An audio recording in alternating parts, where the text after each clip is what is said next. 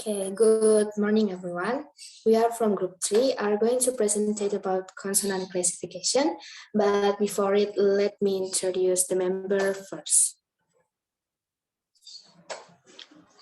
The first is Teti, Dwipa, Retno, the next is Rahma, Dyah, Sabilla, the next is Dwinata, Silalahi, and the last is Pramesti, Sofie, Minarti. So without any further ado, let's move on to the place of articulation.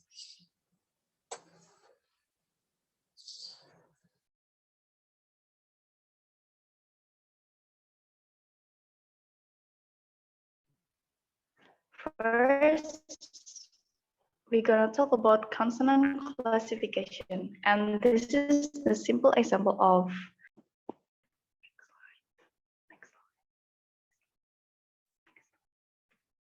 next slide, please.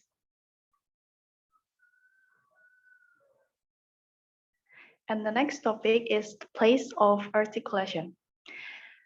The location of the active and passive articulator determines the place of articulation for a consonant. In English, consonants are produced at 8 places of articulation. There are bilabial, labiodental, dental, alveolar, posalveolar, palatal, velar, and glottal.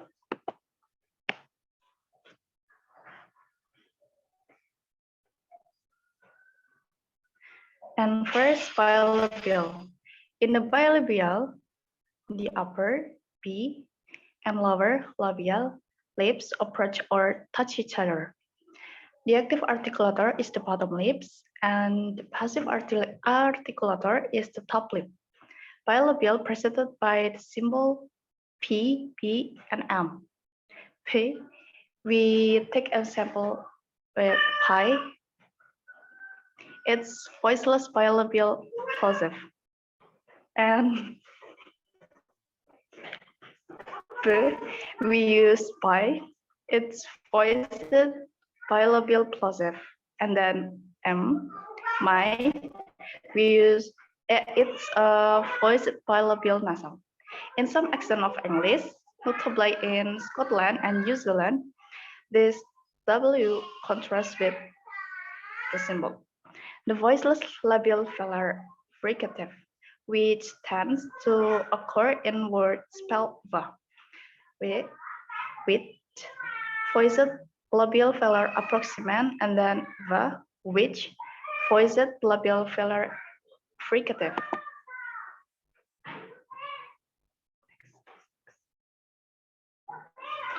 And then labiodental.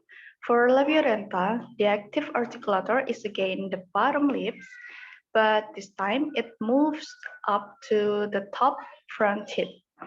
Labial, lower lips, and dental, upper teeth. Produce sounds F, which is voiceless, and V, which is voiced. And for first F, we use example live. It's voiceless labiodental fricative, and va, live.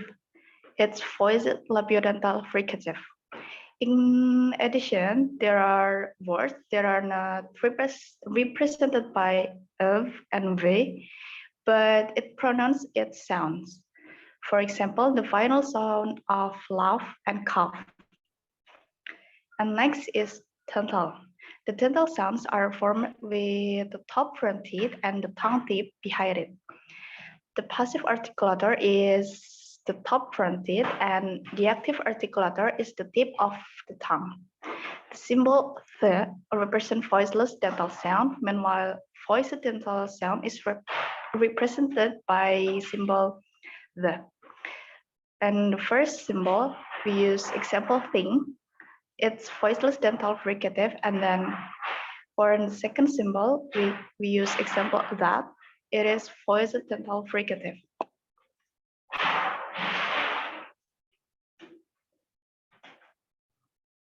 And then alveolar.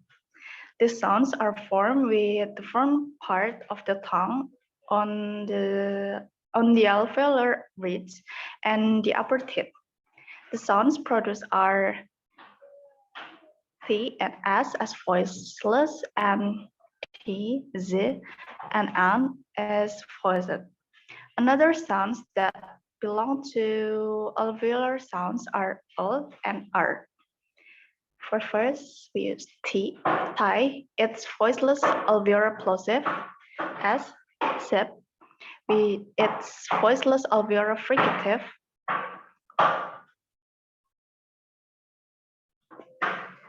T, Thai. It's voiced alveolar plosive. Z, zip. It's voiced alveolar fricative. And N, nut. It's voiced alveolar nasal. And then R, rib. Voiced alveolar central approximant. And last, L, lip. It's voiced alveolar lateral approximant.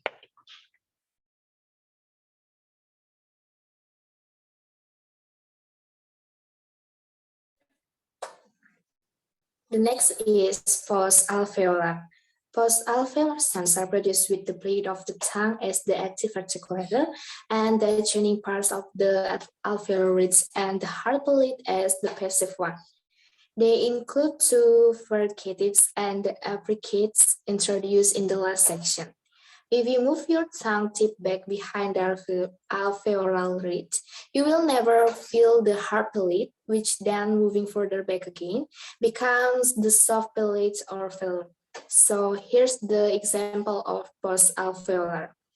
The first is sh, as in ship, shape, sheep, and shop.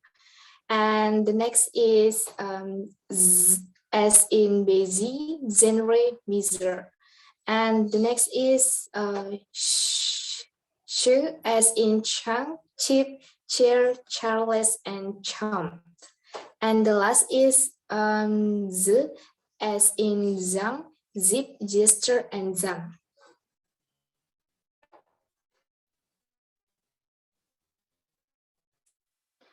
The next is palatal sounds. Palatal sounds are produced at the hard palate of the mouth. There is one palatal sound in English, ye, as in words such as yes, yesterday, and yawn.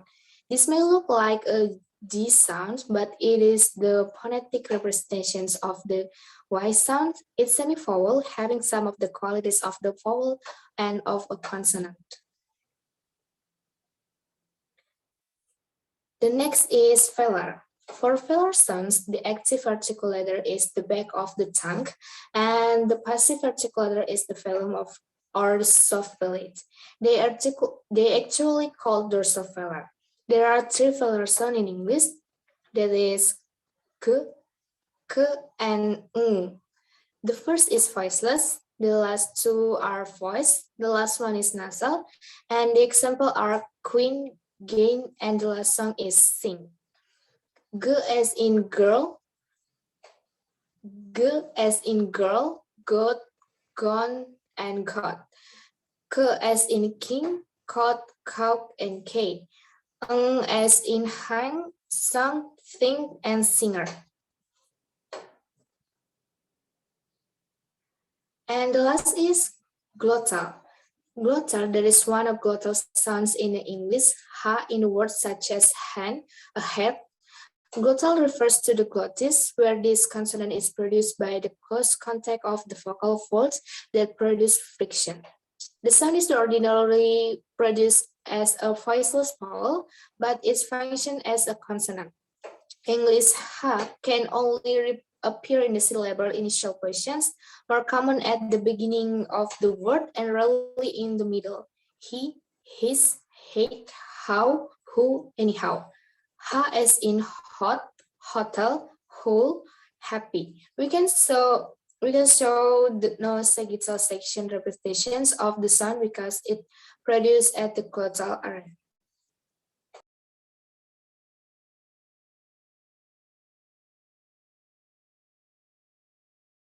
Okay, for the second, describing consonants that we have is matter of articulations. Describes how manner of articulations is describes how the different speech organs are involved in producing a consonant sound, basically how the airflow is obstructed. In a manner of articulations, there are 12 of them.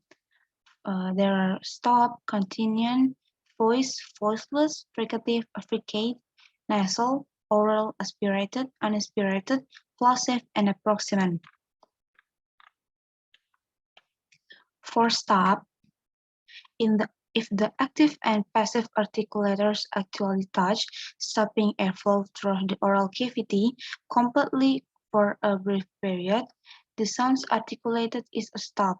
Example for stop include P, T, K, P, T, and G.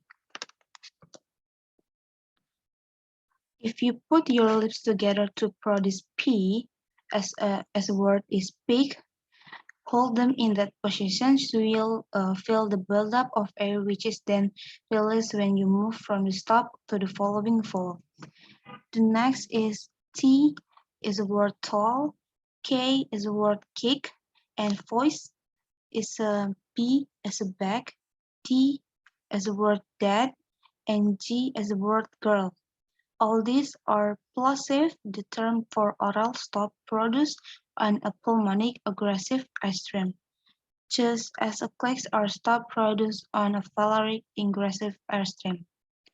For nasal stop, it also includes nasal sounds, where airflow continues through the nose, and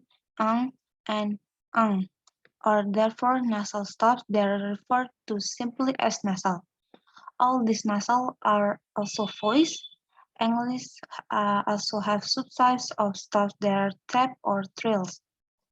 For a tap is a very quick, ballistic movement where the active articular strikes a glancing blow against the passive one. Interruptions of the airstream is real but extremely brief. For example, 11 R of the phoneme R between vowel, arrow, and ferry.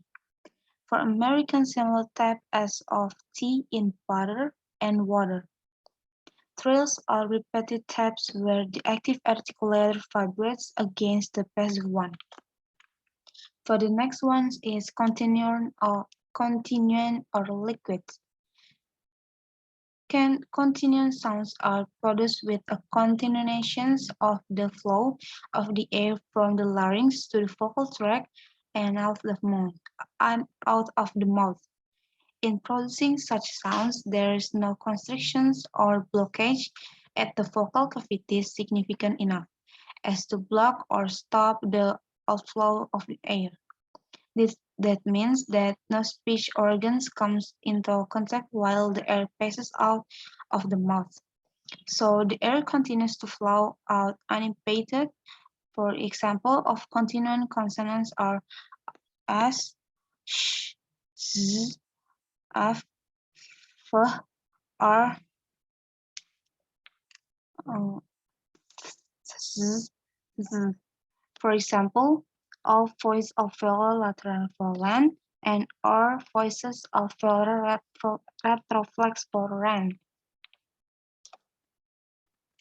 Voiceless, allowing air to flow freely from the lungs to the mouth where the tongue, teeth, and lips engage to model the sounds.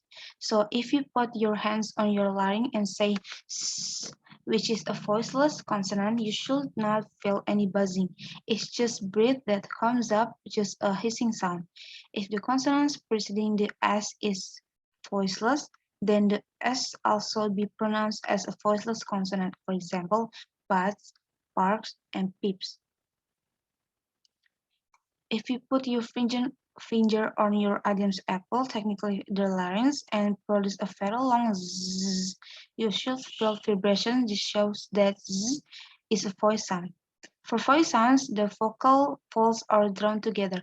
Closing of the glottis, however, the pressures of air flowing for the phones it will cause the folds to part, and their essentially elastic nature will then force them together again. T-tip, T-dip, later, bit, and bit. For the last one is fricative. The last page is fricative and affricative. For fricative, stop consonants involve a complete blockage of the vocal tract. Fricative sounds involve only a partial blockage of the vocal tract so that air has to be forced through a narrow channel.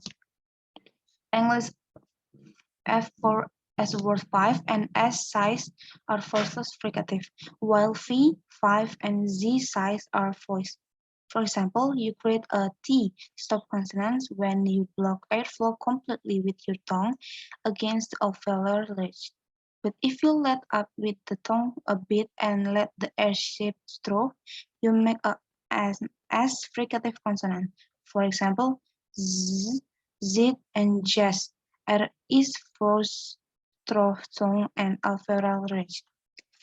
F and fine and half. Air is forced through the upper teeth and lower lip. For a fricate, consonants start as stop sounds with air building up behind an articulator which then releases through a narrow channel as a fricate instead of clean bursts as stop do. Therefore, be divided into two parts, a plosive followed by a fricative, as there is closure and frictions in the same place. But note that affricates are always analyzed as only one phoneme. For English, affricated presented by the for voiceless as in cheese, the the voice as jungle, the cheek and match. Air is blocked with tongue just beyond the alveolar ridge, post-alveolar, then released as a fricative. The jam and batch. Air is blocked with tongue just beyond the alveolar ridge, post-alveolar, then released as a fricative.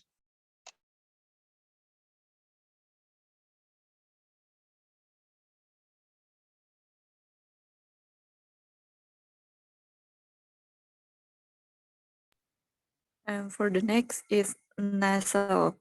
Nasal in phonetics, speech sound in which the airstream passes through the nose as a result of the lowering of the soft palate or velum at the back of the mouth. Nasal consonants such as English, n, and ng, the final sound in sing. The mouth is occluded at some point by the lips or tongue, and the airstream is expelled entirely through the nose. Sounds in which the airstream is expelled partly through the nose and partly through the mouth are classified as nasales. And the next is oral. Oral is consonant sound in speech that is made by allowing air to escape from the mouth, as opposite to the nose, as in a nasal consonant. To create an intended oral consonant sound, the entire mouth plays a role in modifying the air passageway. This rapid modification of the air passageway using the tongue and lips makes change to the waveform of the sound by compressing and expanding the air. In addition to the nose and mouth, the vocal cords and lungs also make a contribution to producing speech by controlling the volume or amplitude and pitch or frequency of the sound. The use of the vocal cords will also determine whether the consonant is voiced.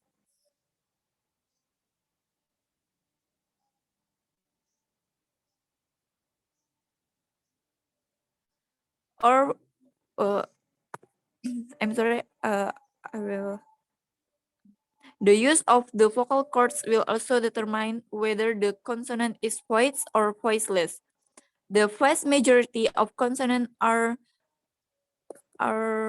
what is that? Oral, such as, for example, p, w, f, and x.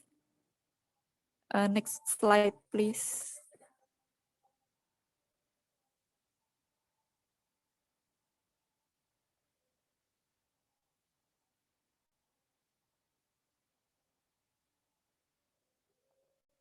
Next slide, please.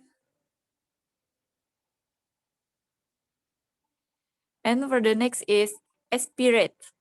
Aspiration is the strong burst of breath that accompanies either the release or, in the case of pre-aspiration, the closure of some obstruents. In English, aspirated consonants are allophones in complementary distribution with their unaspirated counterparts. In the International Phonetic Alphabet or IPA, aspirated consonants are written using the symbols for voiceless consonants followed by the aspiration modifier letter for the symbol is a superscript form of the symbol for the voiceless glottal fricative h. For instance, p represent the voiceless bilabial stop and p represent the aspirated bilabial stop. Aspirate the sound h as in English had consonant sounds such as the English voiceless stop p, t, and k at the beginning of words. For example, pet, top, kill are also aspirated because they are pronounced with an accompanying forceful expulsion of air. And for the next is unaspirated or tenuous consonants. Un unaspirated or tenuous consonants are occasionally marked with the modifier letter for unaspiration. A superscript equals signs. Usually, however, unaspirated consonants are left unmarked. The noise consonant is an obstruent that is voiceless, unaspirated, and unglottalized. In other words, it has the plain phoneme of p, t, with a voice onset time close to zero, a zero FVOT consonant. As Spanish, p, t, ch, k, or English after S. Spy, sty, or sky. In transcription, tenuous consonants are not normally marked explicitly, and consonants written with voiceless IPA letters such as p, t, ts, ch, are typically assumed to be unaspirated and unglottalized unless otherwise indicated.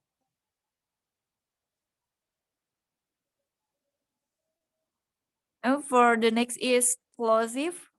Plosive, also known as an occlusive or simply a stop, is a pulmonic consonant in which the vocal tract is blocked so that all airflow ceases. The occlusion may be made with the tones tip or blade, t, t, and tones body, k, k, lips, p, p, p, or glottis. I'm sorry, I don't know how to pronounce the symbol. And plosives contrast with nasals, where the vocal tract is blocked but airflow continues through the nose as in and mm. And with fricatives, where partial occlusion impedes but does not block airflow in the vocal tract.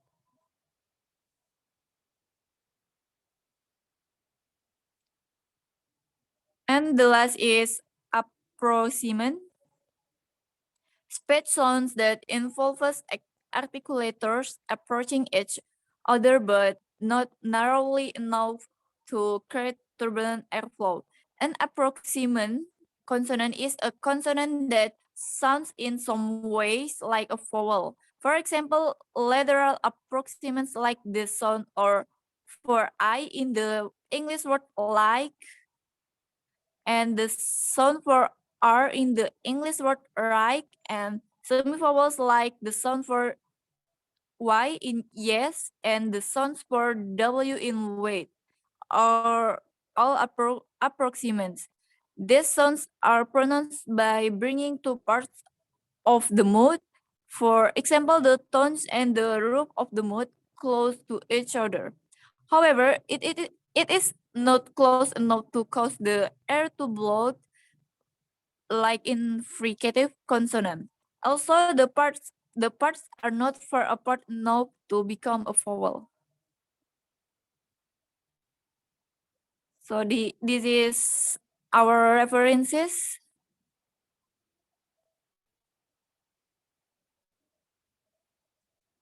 And thank you. Okay, well done everyone. So that's all of our presentations. And we hope by learning about describing consonant, we can know where is the sound made and how is the sound made. And we can know what is the happening at the nose if we make a sound. So that is all of our presentations. Thanks for the wonderful audience and thanks for your attention. See you in the next presentation. Thank you.